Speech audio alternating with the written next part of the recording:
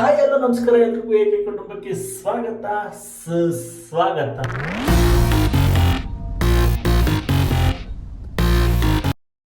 ಏನಪ್ಪ ಅಕ್ಷಯ್ ಮತ್ತಲ್ಲಿ ಚೇಂಜಸ್ ಕಾಣಿಸ್ತಿದೆ ಅಂತ ನೋಡ್ತಾ ಇದ್ದೀರಾ? ಎಸ್, ಚೇಂಜ್ ಆಗಿದೆ. ನನ್ನ ಫೇಸ್ ಅಲ್ಲಿ ಬಿಯರ್ಡ್ ನ ಟ್ರಿಮ್ ಮಾಡಿದ್ದೀನಿ. ನೀವಿವಾಗ ಕಮೆಂಟ್ ಮಾಡಿ, ನಾನು ಬಿಯರ್ಡ್ ಲುಕ್ ಅಲ್ಲಿ ಚೆನ್ನಾಗಿರ್ತೀನ, ಇಲ್ಲ ಅಂದ್ರೆ ಬಿಯರ್ಡ್ ಇಲ್ಲದೆ ಹೋದ್ರು ಚೆನ್ನಾಗಿದ್ದೀನ ಅಂತ. ಸೊ ಕಮೆಂಟ್ ಸೆಕ್ಷನ್ ಅಲ್ಲಿ ಕಮೆಂಟ್ ಮಾಡಿ, ಮಿಸ್ ಮಾಡಿ. ಎಸ್, ಇವತ್ತು ಡೇಟ್ ಬಂದು November 20th 2024 ವೆಡ್ನೆಸ್ಡೇ ನೋಡಿ. So today it is November 20th 2024 Wednesday.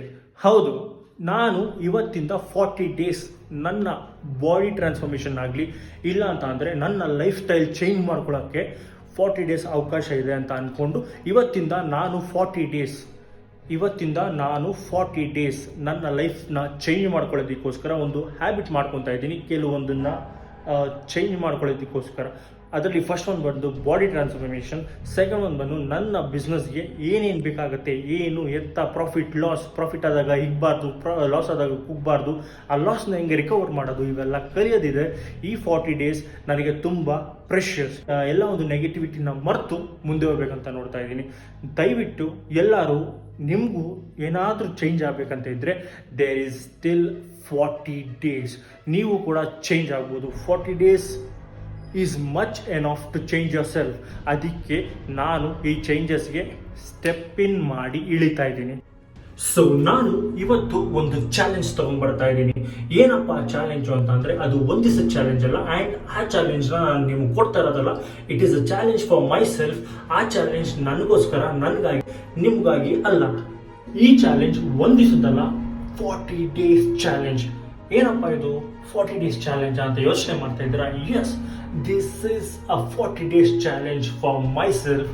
And ಹೌದು, ನಾನು ಇದನ್ನು ಪರ್ಟಿಕ್ಯುಲರ್ ಆಗಿ ಫಾಲೋ ಮಾಡಲೇಬೇಕು ಆ್ಯಂಡ್ ಮಾಡ್ತೀನಿ. ಯಾಕಂದರೆ ನನಗೆ ನಮ್ಮ ಮನೇಲಿ ಕೊಟ್ಟಿದ್ದು 100 ಡೇಸ್.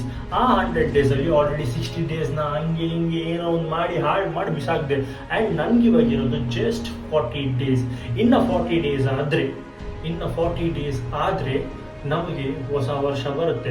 ಸೊ ಆ ವರ್ಷಕ್ಕೆ ನಾನು ಜೋಶ್ಫುಲ್ ಆಗಿ ಕಾಲಿಡಬೇಕು ಅಂತ ಅಂದರೆ, ನಾನು ಇವತ್ತಿಂದ 40 ಡೇಸ್ ನನ್ನ ಪ್ರತಿಯೊಂದು ನಿಮಿಷನೂ ನನ್ನ ಡೆಡಿಕೇಶನ್ಗಾಗಿ, ನೆಕ್ಸ್ಟ್ ವರ್ಷ ನಾನು ಚೆನ್ನಾಗಿ ಖುಷಿಯಾಗಿರಬೇಕು ಅನ್ನೋದಾದರೆ ನನ್ನ ಪ್ರತಿಯೊಂದು ನಿಮಿಷ, ಪ್ರತಿಯೊಂದು ಕ್ಷಣನೂ ಇದರಲ್ಲಿ ನೀಟಾಗಿ ಡೆಡಿಕೇಟ್ ಮಾಡಿ ನಾನು ನನ್ನ ಚಾಲೆಂಜ್ನ ಫುಲ್ಫಿಲ್ ಮಾಡ್ಕೊಬೇಕು.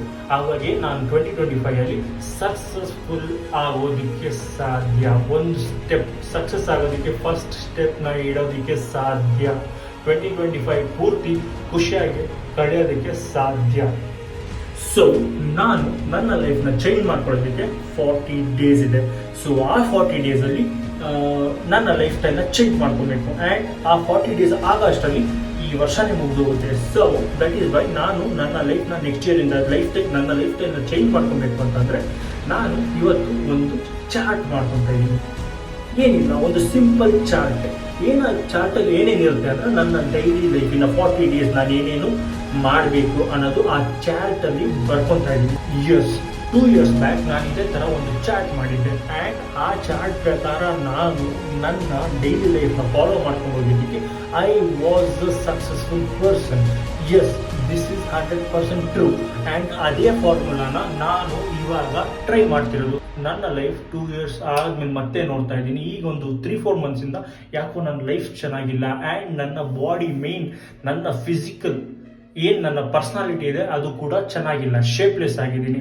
ಆ್ಯಂಡ್ ಈ ಚಾರ್ಟಲ್ಲಿ ಡೈಲಿ ನನ್ನ ಬಾಡಿ ಟ್ರಾನ್ಸ್ಫಾರ್ಮೇಷನ್ ಬಗ್ಗೆ ಇರುತ್ತೆ. ಆ್ಯಂಡ್ ಅದು ಬಿಟ್ಟು ಬೇರೆ ಏನು ಅಂತ ನಿಮಗೆ ಆ ಚಾರ್ಟಲ್ಲಿ ತೋರಿಸ್ತೀನಿ. ಬಟ್ ಮೇನ್ ಪರ್ಟಿಕ್ಯುಲರ್ ರೀಸನ್ ಏನು ಅಂದರೆ, ನನ್ನ ಬಾಡಿ ಟ್ರಾನ್ಸ್ಫಾರ್ಮೇಷನ್ ಒಂದು, ಆ್ಯಂಡ್ ನನ್ನ ಬಿಸ್ನೆಸ್ಗೆ ಏನೇನು ಸ್ಟ್ಯಾಟಿಕ್ಸ್ ಬೇಕು.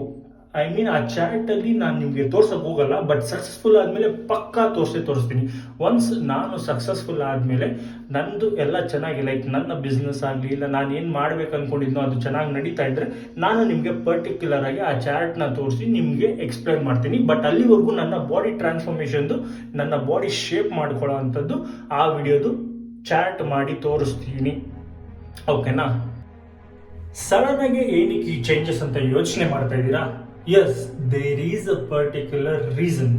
2 years ಬ್ಯಾಕ್ ಇದೇ ಮಂತ್ ನವೆಂಬರ್ ಅಲ್ಲಿ 2022 ಅಲ್ಲಿ when I was a 22-year ಬಾಯ್, ಅವಾಗ ನಾನು ಒಂದು ಕಂಪ್ನಿಯಲ್ಲಿ ಜಾಯ್ನ್ ಆಗ್ತೀನಿ.